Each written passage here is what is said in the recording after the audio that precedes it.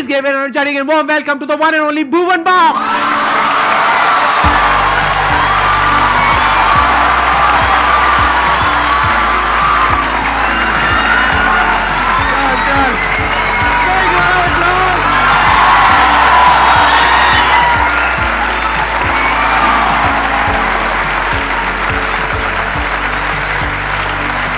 Please बैठिए.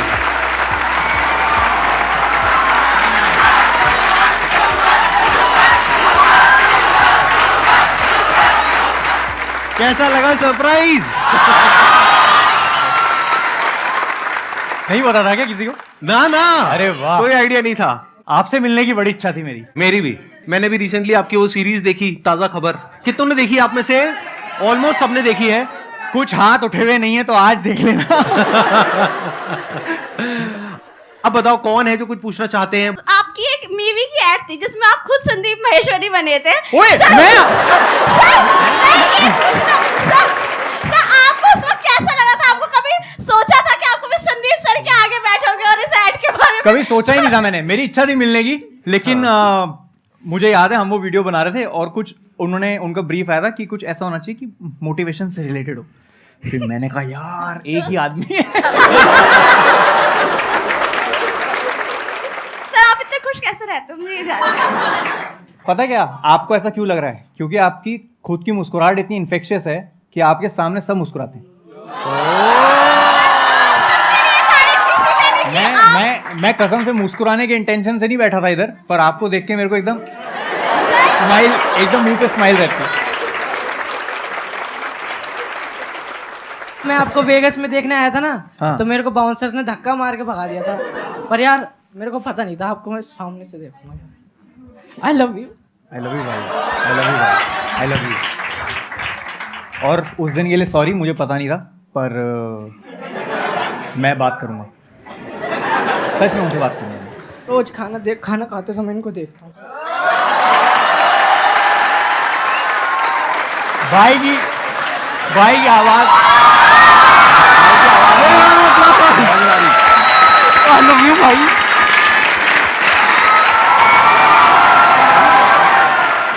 मैं आपको बहुत देखता हूँ भैया. मैं ना अभी इधर ही बात करेंगे. वहाँ भुवन पीछे लड़कियां कह रही हम भी थोड़ा सा रो लेते हैं.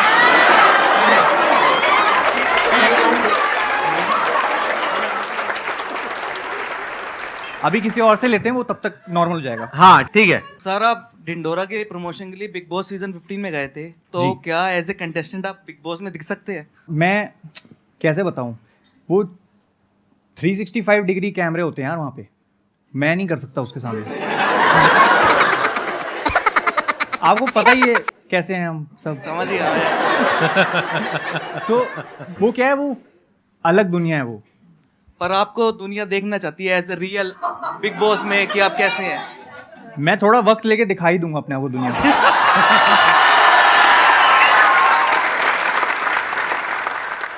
जैसे आप दोनों ही मतलब ऐसे ही थे ना सर, जैसे मतलब जो सड़कों पे ऐसे छिछोरे लड़के घूमते हैं. ऐसे मतलब थे ना. क्या बोल गए आप? एक मिनट सुनने दो मेरे को. मैं समझने की कोशिश कर रहा हूँ.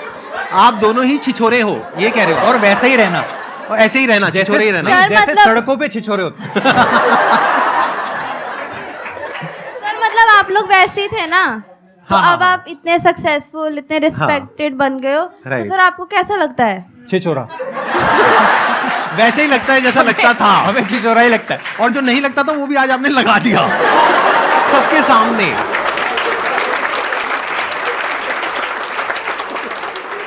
एक बार ही टीटू मामा की आवाज. एक बार. क्या टीटू मामा है ना, मेरे को टीटू मामा मेरा तब तक सही से नहीं निकलता जब तक वो मूछे हैं, तब तक वो विग ना लगे. हम इमेजिन कर लेंगे. नहीं, आई थिंक टीटू मामा जहां तक मैंने देखा है थोड़ा गुस्से में रहते हैं, राइट? वो हमेशा. हाँ. तो कोई ऐसी बात करो ना कि इनको थोड़ा गुस्सा आए, तब इनके अंदर का टीटू मामा बाहर आएगा. नहीं, मतलब वैसे उसकी जरूरत है नहीं.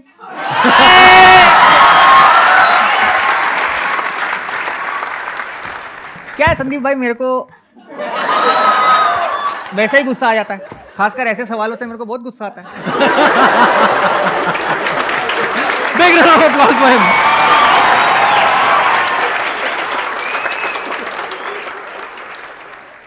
भाई share your successful journey in 2-3 words.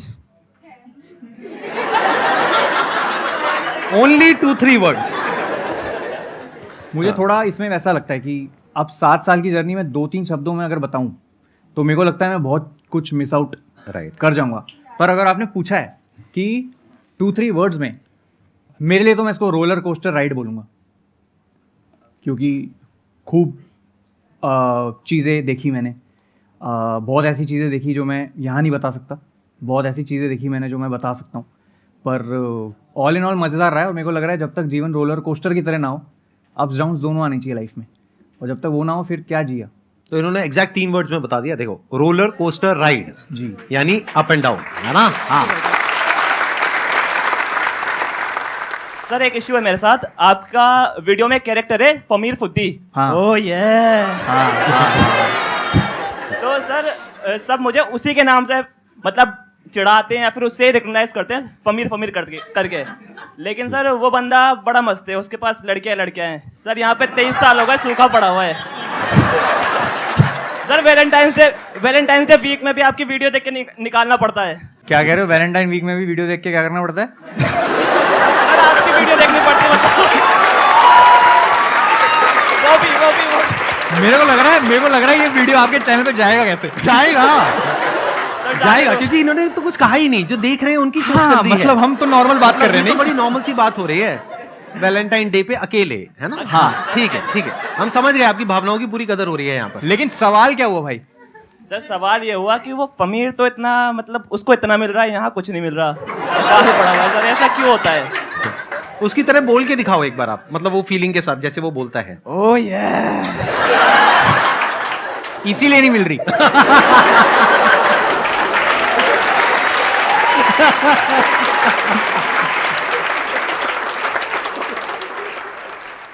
Hello sir, जी, मेरा नाम अंजलि है और मैं जम्मू से हूँ। मेरा यूट्यूब चैनल है, आप सब्सक्राइबर बढ़ा दो पहले।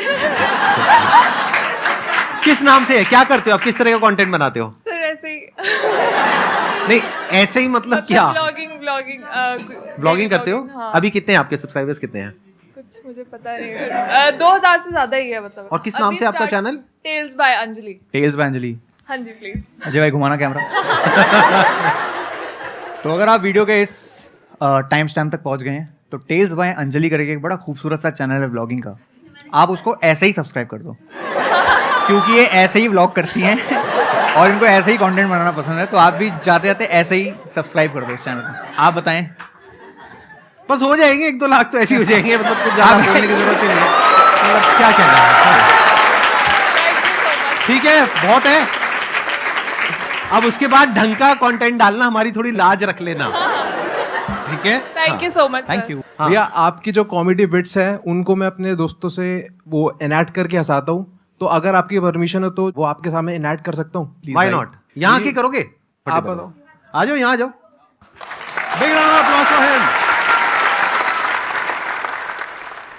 ये और इसका दोस्त बनछोड़ दास सारे टाइम क्रिकेट ग्राउंड में क्रिकेट खेलते रहते हैं। मेरी क्लास विकेटों के जस्ट पीछे ही है, तो जानबूझ के पीछे वाला डिविलियर वाला शॉट मारते हैं। बहुत बढ़िया जी, कांग्रेचुलेशन। मजा आया, मजेदार, बढ़िया बढ़िया बढ़िया।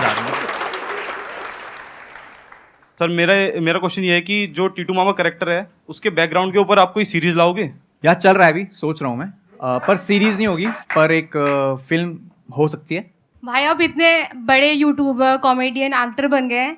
विद योर एक्सपीरियंस आप हमें बताना चाहेंगे, न्यू यूट्यूबर्स के लिए कोई टिप्स देना चाहेंगे?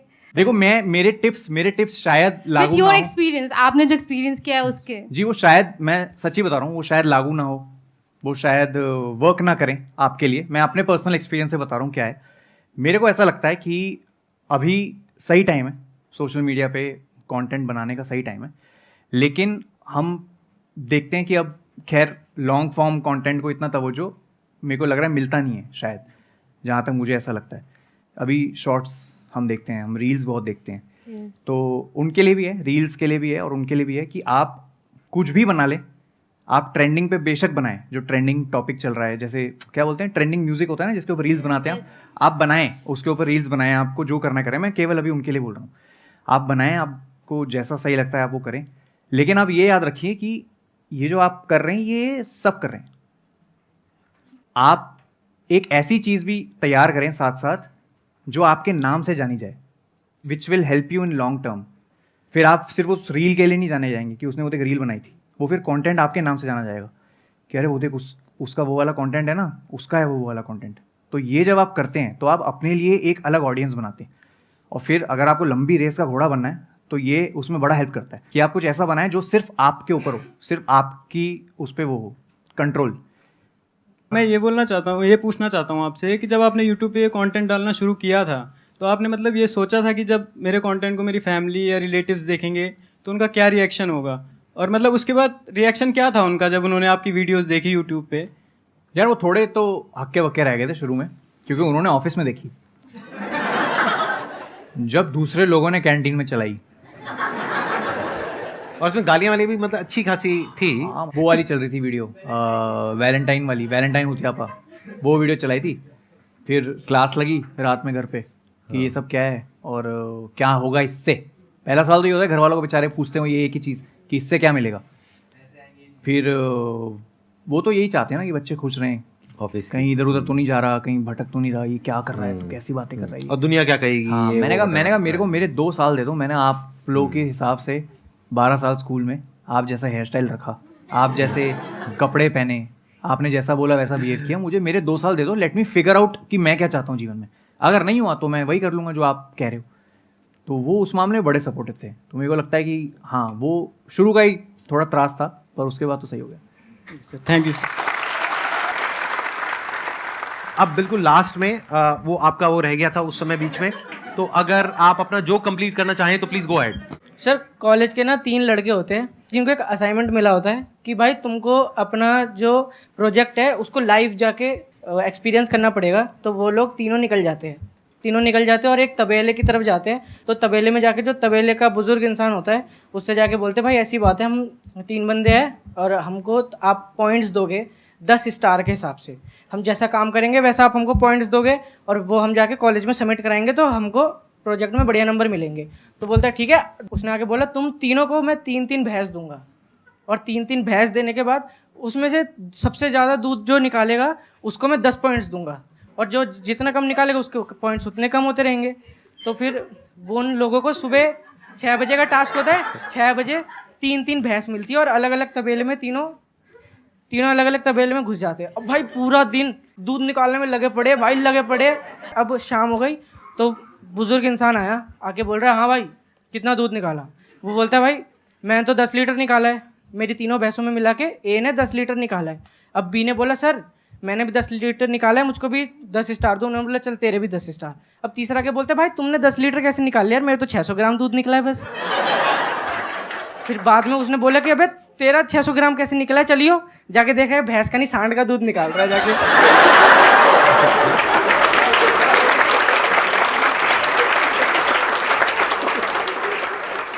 भुवन, thank you so much for coming. मजा आया मिल करके, और सही है आपका जो स्टाइल है वो नेक्स्ट लेवल है, मानना पड़ेगा। और फैन फॉलोइंग तो पागल है।